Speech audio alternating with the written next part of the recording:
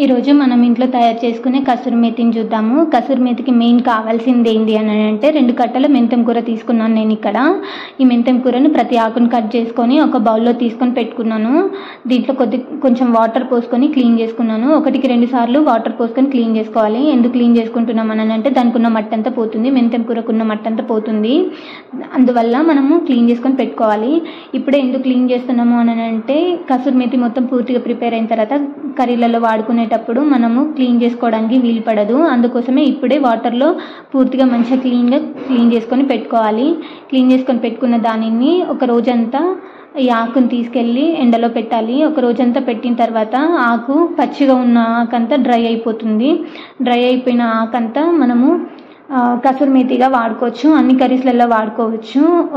టమాటా curry, chicken, ఇంకా ఏ కర్రీస్లలో అయినా వాడుకోవచ్చు. ఇదే కసూరి మేతి అవుతుంది. ఇది నేను ముందుగానే ప్రిపేర్ చేసుకున్న కసూరి మేతి. ఇది మంచి అరోమా వస్తుంది. సేమ్ మనకు కసూరి మేతి ఎలా ఉంటుందో అలాగే వస్తుంది.